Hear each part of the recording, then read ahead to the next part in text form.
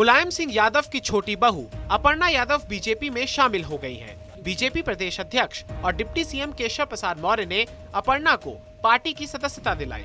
अपर्णा यादव के बीजेपी में शामिल होने पर सीएम योगी आदित्यनाथ ने ट्वीट कर कहा कि बीजेपी परिवार में स्वागत है।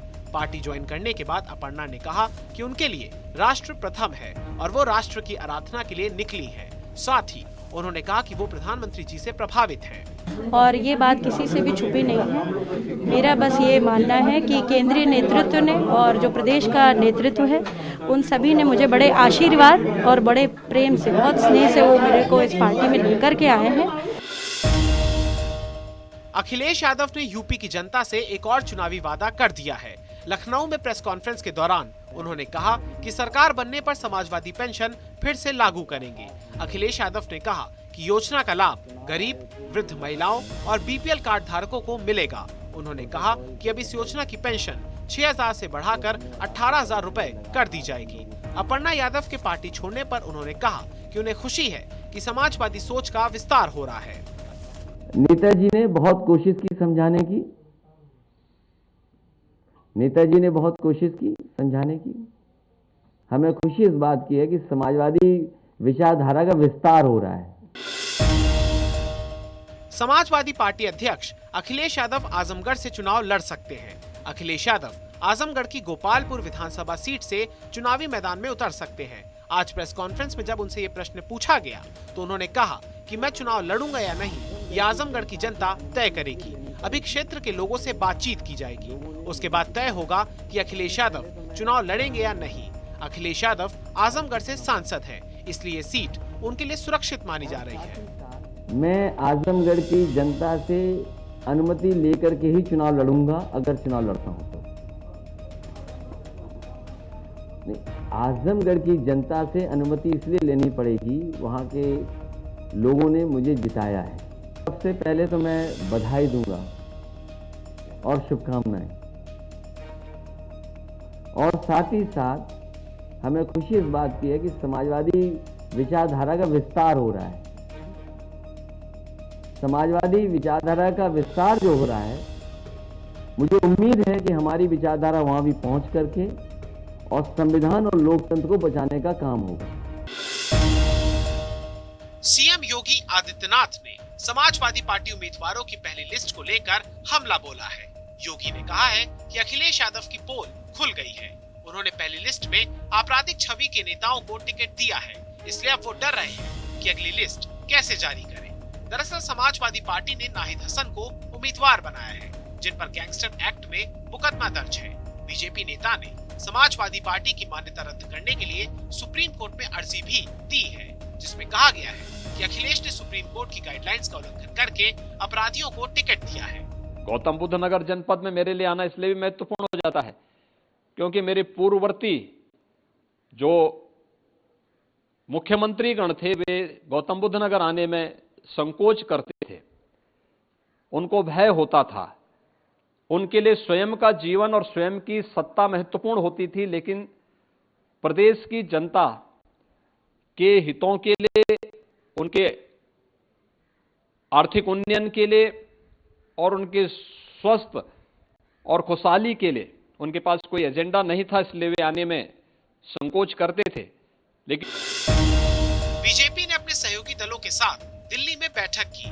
मीटिंग में बीजेपी की ओर से अमित शाह, योगी आदित्यनाथ, स्वतंत्र देव सिंह, केशव प्रसाद मौर्य सरीखे नेता शामिल हुए। सहयोगी दलों की ओर से संजय निषाद, अनुप्रिया पटेल शामिल हुई।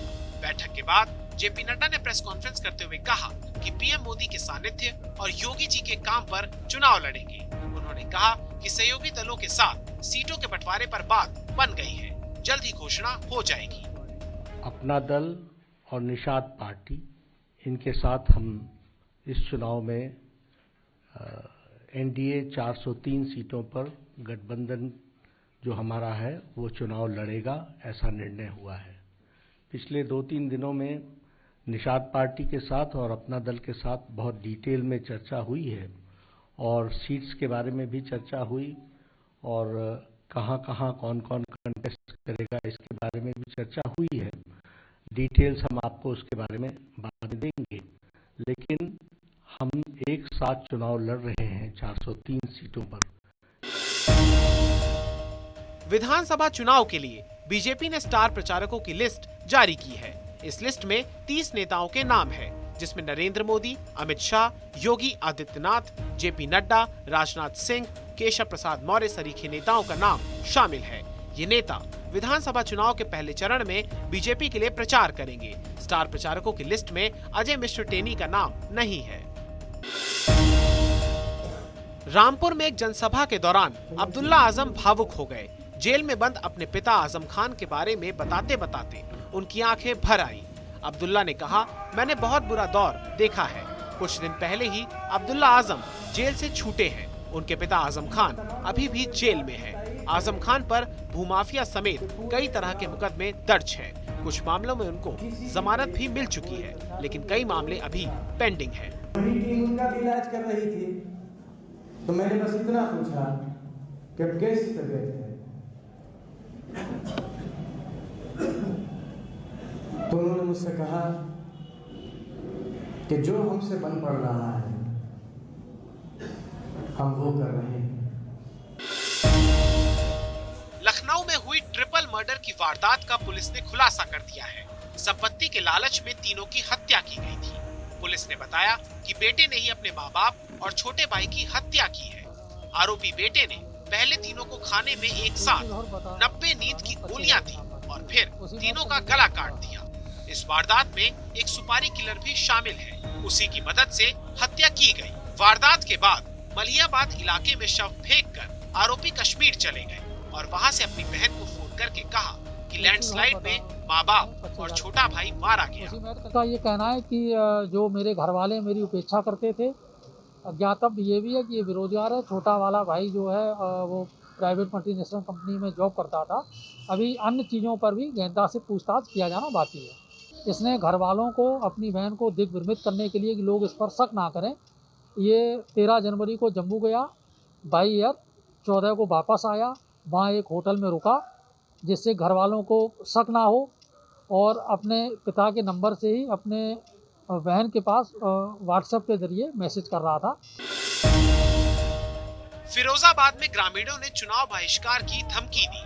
मामला जसराना विधानसभा क्षेत्र के कचमई गांव का है, जहां विकास कार्य नहीं होने की वजह से ग्रामीण गुस्से में है। गांव में पक्का रास्ता नहीं है। बारिश हो जाए तो गांव की सड़क कीचड़ से भर जाती है। ग्रामीणों को मनाने के लिए बीजेपी विधायक राम गोपाल लोधी अपनी पत्नी के साथ पहुंचे, लेकिन बात बनने की बजाय और ज्यादा बिगड़ गई। गुस्से में बीजेपी विधायक ने कह दिया कि हमें आपका वोट नहीं चाहिए, जिसके बाद स्थिति और भी ज्यादा खराब हो गई।